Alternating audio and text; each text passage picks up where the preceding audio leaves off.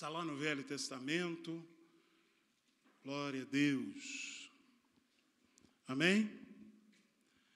Jeremias capítulo 18, versículo 1 diz assim: a palavra do Senhor veio a Jeremias: levanta-te e desce à casa do oleiro, e lá te farei ouvir, a microfonia, e lá te farei ouvir as minhas palavras.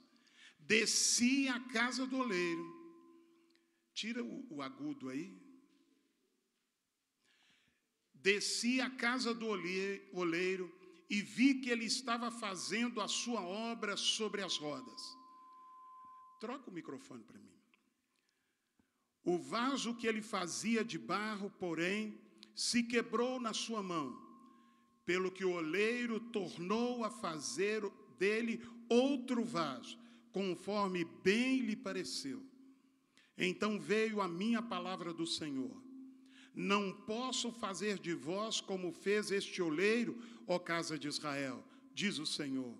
Como barro na mão do oleiro, assim sois vós na minha mão, ó casa de Israel. Amém, meus irmãos? Podeis vos assentar.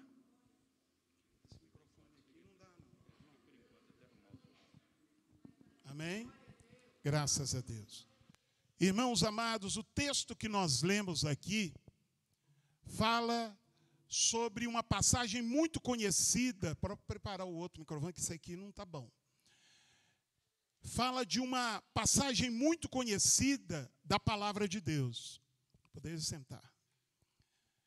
Essa passagem é uma passagem que fala de um momento em que Deus estava tratando com o povo de Israel. O povo de Israel é o povo de Deus. E ali, o povo de Israel, neste tempo, estava longe da presença de Deus, vivendo em desobediência. E quando a gente estuda a Bíblia Sagrada, a gente percebe que o povo de Deus, ele alterna em momentos que ele está fiel a Deus, e em outros momentos que ele está infiel. E neste momento, no tempo do ministério profético de Jeremias, o povo de Israel estava completamente distante. Havia se rebelado contra o próprio Deus. O povo de Israel havia dado as costas para Deus. E aqui Deus está chamando o profeta Jeremias para que mostrasse a ele que o interesse de Deus era tratar, era mudar a história e a vida do povo de Israel. Irmãos, que coisa interessante nesse texto é que a gente percebe que apesar da gente ser infiel, apesar da gente decepcionar a Deus, apesar da gente nem se importar com as coisas de Deus, apesar de tudo isso, nós podemos perceber que Deus não desiste de nós. Ele não desiste de nós. Pode ser o ladrão mais vil, pode ser o homem mais mau, a mulher mais depravada que existir, mas se ela se voltar para Deus, ela vai encontrar um Deus interessado em abençoar a vida dela e transformar a vida dela. Certa feita, eu pregava para alguém e falava que Deus o amava, dizia para a pessoa: Deus te ama, Jesus te ama, e aquela pessoa dizia assim: ah, pastor, eu sou uma pessoa muito má. O senhor não sabe quem eu sou muito ruim para as pessoas. E eu disse: realmente eu não sei quem é você, mas Deus sabe. E Deus, mesmo sabendo de toda a maldade do seu coração, Ele continua te amando. Ele continua interessado na sua vida. E eu digo a você que está aqui conosco nesta manhã, não importa por quais caminhos você já andou, não importa as coisas erradas que você já fez, eu quero te dizer que Jesus te ama tremendamente. Ele ama a sua vida e Ele tem um propósito na sua vida. Ele quer mudar a sua história. Amado irmão, a Bíblia diz neste texto que Deus fala a Jeremias. Jeremias era o profeta e Deus diz a Jeremias: olha, Jeremias, desce e vai até a casa do oleiro. Levanta e desce e vai à casa do oleiro. Essa foi a ordem de Deus para Jeremias. Então Jeremias, ao ouvir a voz de Deus, ele então se levanta e se direciona até a casa do oleiro. Neste texto nós vemos duas ordens principais. A primeira delas é que Deus havia dito: levanta-te, levanta-te, verso 1, levanta-te, veio a minha palavra do Senhor e diz: levanta-te. Irmãos amados, muitas vezes nós queremos que Deus nos abençoe, mas nós não estamos dispostos a nos levantar. Nos levantar, que eu digo, é assumindo uma nova posição diante de Deus. Olha, irmãos, sempre quando Deus vai falar com alguém, Deus exige que ele assuma uma posição nova. E Deus, ao trabalhar, ao falar com Jeremias, Deus diz: levanta-te, profeta. A primeira palavra, levanta-te. O levantar que Deus está querendo nos mostrar neste texto é a mudança de posição, é a saída do comodismo, da acomodação. Há muitas pessoas que estão espiritualmente acomodadas, elas estão espiritualmente ali no comodismo e não querem se levantar espiritualmente. Se levantar espiritualmente é assumir uma posição nova para que a vontade de Deus se cumpra na nossa vida. Muitas vezes nós estamos espiritualmente deitados e dormindo. Estamos completamente distantes da vontade de Deus. Deus tem um plano na sua vida. Mas se você não quer que este plano, ou não faz nada para que este plano se cumpra, para que a vontade de Deus se cumpra na sua vida, então para Deus é como se você estivesse deitado, dormindo. Irmãos, e Deus nesta manhã está dizendo para todos nós: levanta-te. Levantar e assumir uma posição diante de Deus é aprumar o corpo. Eu não estou dizendo simplesmente do levantar físico, de estar deitado aqui e me levantar, mas eu estou dizendo de um levantar espiritual. A frieza, o comodismo, a preguiça, aquilo que não nos deixa orar, sabe, aquela preguiça que não deixa você ler a palavra de Deus, que é a Bíblia, que não deixa você vir à igreja. Irmãos, o levantar é abandonar o ativismo. Sabe aquele tanto de coisa que a gente faz na vida, e a gente faz tanta coisa na vida, e o principal a gente deixa para lá. Só lembra de Deus num dia especial, só lembra de vir à casa de Deus num momento diferente. Mas Deus está dizendo para nós nos levantarmos, mudarmos de posição, mudarmos de atitude. Segunda ordem que Deus deu ao profeta: levanta-te e desce. Diga comigo: levanta-te e desce. Irmãos, interessante, né? Esse descer é o descer de se humilhar. Para Jeremias, naquele momento, era o descer geográfico, de descer a casa do oleiro e ir até lá embaixo, na casa do oleiro. Para quem não sabe, o oleiro é aquele que faz obras de barro, de cerâmica. É aquele que faz desde o tijolo até uma imagem de escultura, uma peça, um jarro, uma botija de água, né? Tudo isso é o serviço de um oleiro. E Deus está dizendo para Jeremias: desce até a casa do oleiro. Mas para nós, nesta manhã, é o descer da nossa soberba, é o descer da nossa alta exaltação, é o descer de nos humilharmos diante do Senhor. Sabe que muitas vezes Deus não pode falar conosco, ou não pode fazer a obra dele na nossa vida e através das nossas vidas. Sabe por quê? Porque Deus não trabalha com soberbos, com gente que pensa que é o tal, ou aquela que pensa que eu sou. Irmão, eu sou é Deus, só Ele é. Amados, nós precisamos descer e nos humilhar diante de Deus. Muitas vezes Deus quer tratar conosco, mas a nossa vanglória, nós temos tanta soberba que nós nem ouvimos o que Deus está falando. A Bíblia diz que Deus resiste ao soberbo, mas Ele dá graça ao humilde. Em outras palavras, Deus ele tem resistência em abençoar aquele que pensa que é. Mas Deus tem prazer de abençoar aquele que é humilde. Então, meu irmão, a Bíblia está dizendo que eu preciso me levantar, mudar de posição, estar diante de Deus. A Bíblia está dizendo que eu preciso me colocar de pé. Mas a Bíblia também me diz que eu preciso me humilhar diante do Deus Todo-Poderoso. E a Bíblia diz algo tremendo.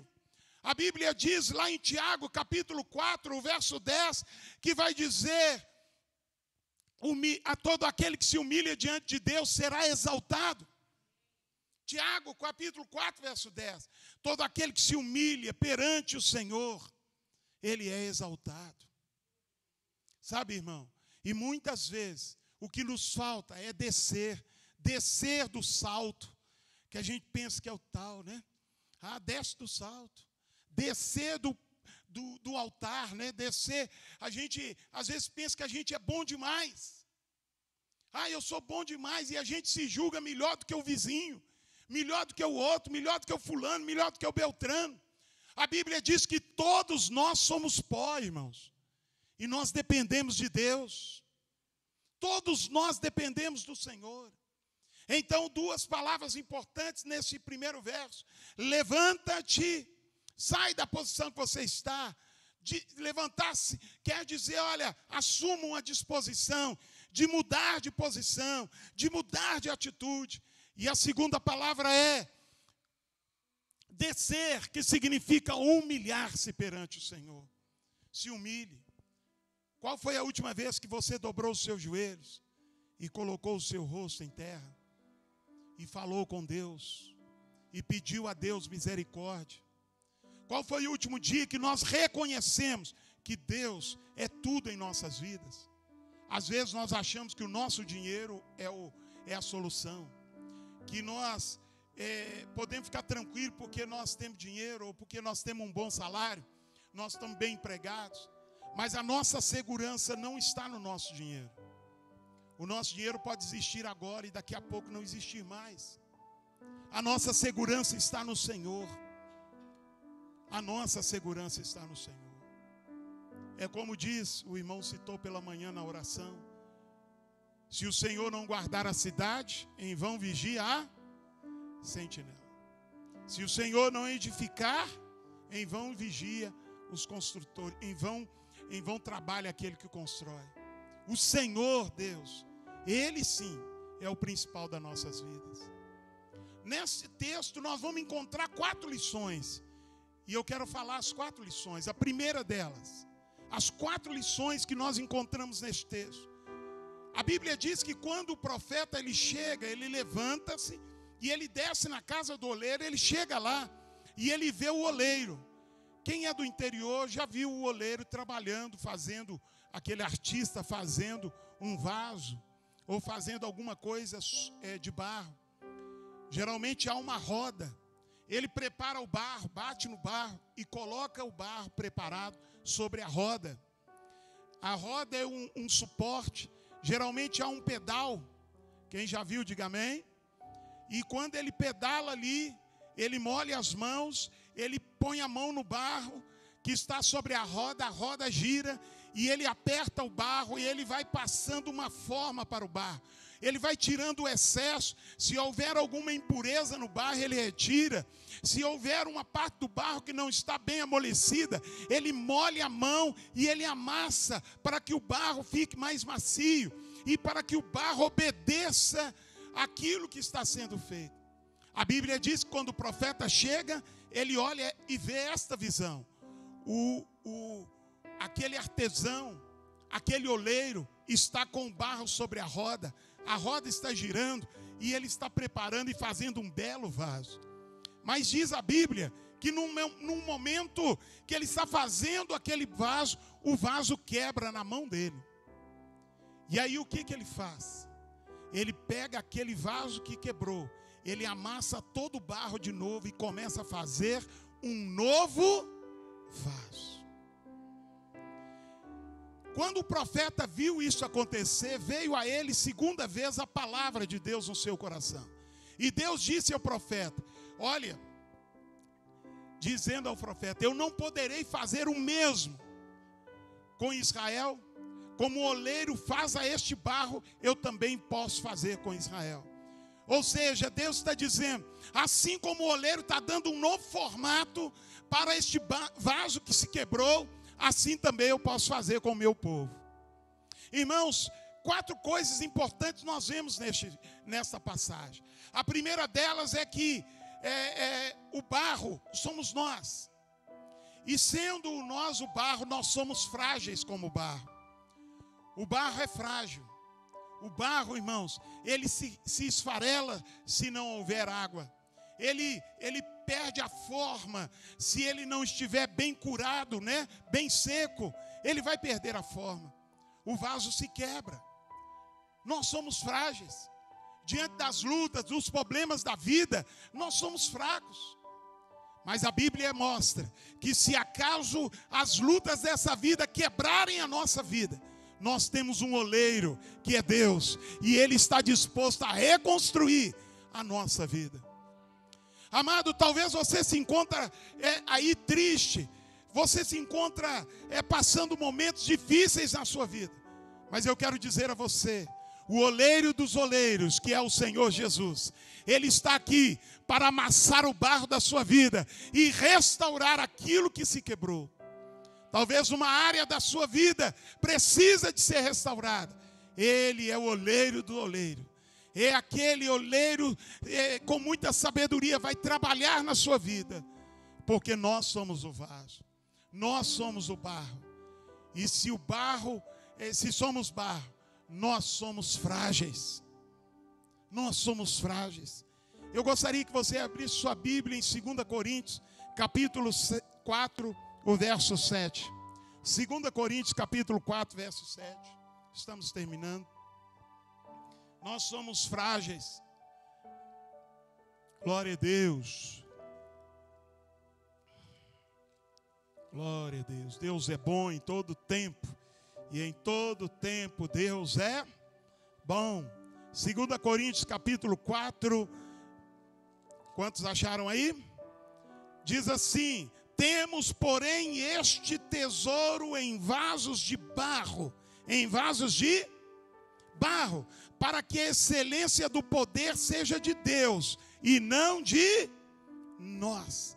Temos, porém, este tesouro em vasos de barro. Esse vaso de barro que Paulo está se referindo é a nossa vida. Nós somos frágeis. Irmão, não somos vasos de pedra, não somos vasos de aço, de cobre, de latão, não. Nós somos vasos de barro. Isso mostra que nós somos frágeis. A primeira coisa que um vaso de barro mostra é a sua fraqueza. Já viu aquela botija que já foi da vovó, e foi passando, todo mundo pega para tomar água, pega com cuidado, porque senão quebra. Somos um vaso de barro, a nossa vida é frágil. Nesse tempo de pandemia, quantas pessoas estavam andando com saúde e 1, 2 semanas depois estavam sendo sepultadas? Quantos de nós já vimos pessoas dizer, eu sou tal, e dias depois estão mortas? Amados, somos pessoas frágeis, mas nós temos o oleiro do oleiro, que é Jesus de Nazaré. Ele é que cuida da nossa vida, e Ele quer cuidar da sua vida. Ele quer cuidar de você. E olha que coisa linda. Somos como vasos de barro. E a segunda coisa, quando a gente olha para o vaso de barro, a gente vê a fragilidade. E a segunda coisa, nós percebemos que aquele vaso não tem valor. Se nós colocarmos aqui neste altar 2 grandes vasos, um vaso de barro e outro vaso de mármore.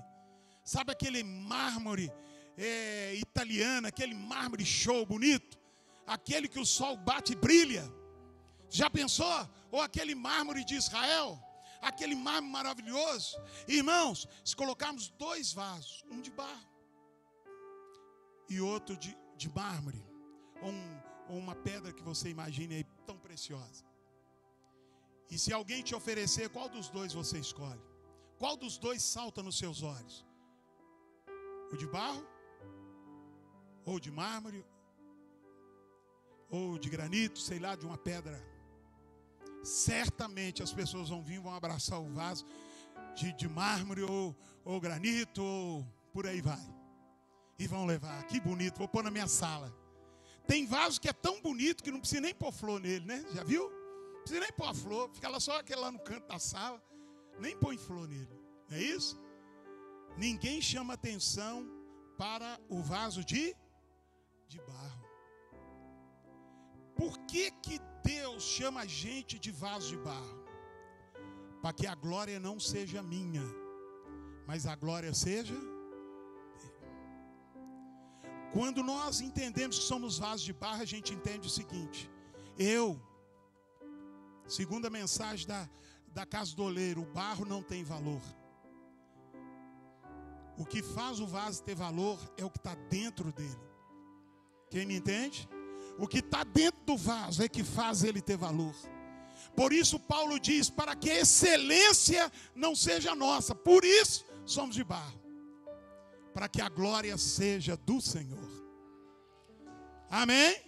Para que a glória seja do Senhor. O vaso de barro não chama atenção para ele. O vaso de barro não chama atenção para ele, ele chama atenção para aquilo que está dentro dele. Sabe uma coisa interessante? Quando você lê este texto de Jeremias capítulo 18, a gente pensa assim: puxa vida, o oleiro é tão bom que ele deixou o vaso quebrar. Você já percebeu por que o vaso se quebrou? O vaso se quebra para revelar o que tem dentro do vaso. Ali na roda do oleiro, o vaso se quebrou para mostrar a fragilidade do vaso e a autoridade do oleiro sobre o vaso. Muitas vezes Deus permite algumas coisas acontecerem na nossa vida, sabe para quê? Para que a gente se lembre: eu sou o oleiro, viu? Você é o barro. Você está assumindo uma forma que não é a que eu quero, então eu vou permitir que você seja quebrado. O quebrar é o trabalhar de Deus. Quem me entende? Amados irmãos, eu quero que você entenda que a primeira grande mensagem é que o barro é frágil. Ele não tem força em si mesmo. A força é gerada pelo oleiro que está construindo o vaso. A segunda coisa é que o barro não tem valor em si próprio. Nós podemos escolher qualquer outra coisa, menos um vaso de barro. Mas, irmãos, o vaso de barro, ele pode conter um grande tesouro. E se você é um vaso de barro, a excelência, a glória de Deus está dentro da sua vida. E quando você é quebrado por alguma situação, não se preocupe, você vai revelar o tesouro que está dentro de você. Você vai revelar a glória do Senhor que está na sua vida. Terceira mensagem importante é que o barro não tem vontade própria. O barro não manda assim no oleiro, fala assim: ó, eu quero que você me faça assim, viu? Eu quero que você me faça desse jeito, viu? Olha, eu quero que você coloque a boca aqui pequenininha ou maior. Olha, eu quero que você me faça com uma asazinha, uma alcinha para as pessoas me segurarem. O vaso, o barro não tem vontade própria. O barro, ele obedece à vontade do oleiro. Se o oleiro quiser fazer ele grande, vai fazer grande. Se fizer ele pequeno, vai fazer ele pequeno. Se o oleiro, ao terminar, perceber não ficou bom, ele desmancha e faz de novo. Irmãos, interessante que nós somos um tipo de barro, nós, pessoas, que fica dando ordem para Deus. Deus, desse jeito eu não quero. Eu quero que seja assim, assim, assim. Como diz lá em Isaías capítulo 64, versículo 8. O vaso, o barro, não pode dizer ao oleiro: por que me fazes assim? Nós nunca vamos poder dizer para Deus: Deus, eu quero desse jeito. Porque nós somos o barro e Ele é o oleiro. E o oleiro faz o que Ele quiser com o barro. Às vezes nós queremos ser grandes, mas Deus nos fez pequenos. Às vezes nós queremos ser isso, aquilo, mas Deus não nos fez para aquilo, nos fez para isso. Amém? Então o vaso não tem vontade própria. Ele não tem o querer dele. Olha, eu quero ser assim. Isaías diz: porventura dirá o barro ao que o formou: que fazes? O que você está fazendo? Não, o barro aceita. Nós precisamos ser submisso à vontade de Deus, o querer de Deus para a nossa vida. Uma das coisas mais importantes na vida cristã é dizer para Deus: Deus, eu aceito o que o Senhor vai fazer da minha vida. Eu estava lembrando de um pastor, a qual eu respeito muito, e se hoje eu sou pastor, eu devo muito a ele. Foi meu pastor durante muitos anos. Eu me lembro quando ele estava dando aula, a gente nem sonhava que a gente ia caminhar junto no ministério e que ele seria, por muitos anos depois, o meu pastor. Ele era só o professor do seminário que eu estava estudando. Isso em 88. Aí nós estamos no seminário estudando e eu me lembro que um dia lá alguém perguntou: ô professor, você é pastor? Não, ele disse: eu não sou pastor, eu sou mestre. Eu fui chamado para ser mestre. E ele sempre dizia que ele era um mestre. E ele é um ótimo professor, diga-se de passagem. Só que passou um tempo. Deus amassou o vaso da vida dele, amassou o barro. E Deus mudou ele, mudou a história dele. Ao mesmo tempo, Deus foi lá na minha igreja, onde eu era membro. E lá precisava de um pastor, porque o pastor que estava lá foi transferido para outro lugar. E aí o superintendente, precisando de um pastor, arrumou um pastor. Eu lembro que chegou a notícia assim: olha, agora nós temos um pastor, nós vamos conhecer ele dia tal, aí vai vir. Aí eu estou lá na igreja, né, doido para saber quem era o pastor. E de repente chegou meu professor. Eu olhei assim e fiquei rindo lá comigo mesmo. Porque às vezes a gente pensa assim: não, eu sou mestre. Mas Deus é que define a forma que nós somos. Às vezes você está insistindo em alguma coisa, mas não é a vontade de Deus para a sua vida. Às vezes aquilo que você está insistindo é até gostoso, bonito, mas a vontade de Deus para a sua vida é outra coisa. E aí, irmãos, é preciso entender e ter humildade para entender: ó, eu só sou barro, Ele é que é o oleiro. E eu vou dizer para você uma coisa: se a igreja entender isso, essa igreja nunca mais será a mesma. Se ela entender que ela é só o barro, se ela entender que quem manda é Jesus, então todos nós vamos estar à disposição do reino de Deus. Nós vamos sair dos bancos da igreja para fazer a obra de Deus. Nós vamos ficar afiado, né? Bem afiado na palavra, para ganhar almas para Jesus. Não para ficar todo culto ouvindo pregação e não gerando fruto. Mas nós vamos entender: eu sou o vaso e Ele é o oleiro. E Ele faz como Ele quiser e não como eu quero. Se nós entendermos isso, a nossa vida vai mudar. E a última coisa é entender que o oleiro, acima de tudo, ele é um artista. Ele é um artesão, ele é um artista. A beleza não está no barro. A beleza de um vaso, ela vem das mãos daquele que o formou. Então, quando Deus põe a mão em nós, nós podemos até não ter valor nenhum. Mas quando o oleiro dos oleiros põe a mão em nós, todo o valor daquele artista é passado para aquele vaso. Quando a gente vê na TV aquele quadrinho da Mona Lisa, quem já viu a Mona Lisa? Um dos quadros mais famosos do mundo, né? Aquilo é um quadrinho, irmão, que é um quadro, uma tela com a pintura, mas é uma das pinturas dos quadros mais famosos e que o valor não é mensurável em dinheiro. Mas o que faz aquele pano com aquela tinta se tornar o vaso mais caro do mundo, se bobear? Não é a pintura em si, é quem pintou. É quem pôs a mão ali. É quem transferiu de dentro dele a beleza na sua obra. Amém? Ô irmão, só terminar uma coisa aqui e dizer para você. Um dia, um doutor, um botânico, o cara tinha estudado de tudo. ele foi visitar uma floresta. Ele foi visitar a floresta. E ele foi lá na tribo indígena. Aí ele voou de avião até Manaus, depois entrou num barco. E aí, a selva amazônica é tão grande, né, que você anda semanas de barco, navega, né? Depois ele chegou num outro porto, no meio lá da floresta, pegou uma outra canoa. Os índios estavam esperando ele entrou na canoa e foi.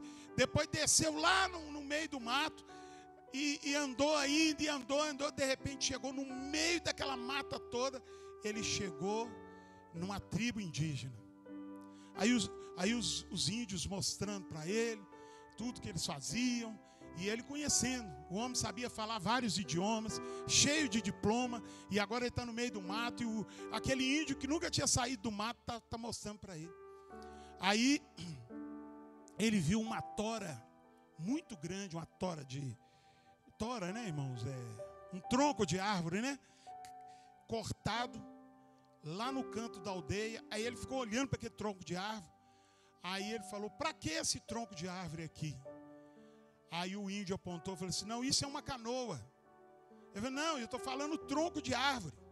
Ele falou assim: não, isso daí é uma canoa, ela está aí, mas depois nós vamos pôr no rio. Ele falou: não, mas essa árvore aqui. Ele falou assim: não, aí não é uma árvore, aí é uma canoa. O artista, ele vê o que a gente não vê. Aonde o doutor via um tronco, o índio, que era o artista, via uma canoa. Onde estava a canoa? Dentro do tronco. Eu quero trazer isso para a nossa vida espiritual. Eu e você podemos ser um vaso, um barro, que alguém pode jogar num canto e não fazer valor nenhum. Mas o que traz valor à nossa vida? É quando os olhos do Deus Todo-Poderoso vêm sobre você. Quando Deus te olha, Ele vê o que nem você viu. Enquanto alguém diz: não tem valor não. Aquilo ali é um beberrão, um cachaceiro. Aquela ali é uma perdida. Aquilo ali é uma pessoa que não tem jeito. Deus olha para você e vê aquilo que Ele pode fazer na sua vida.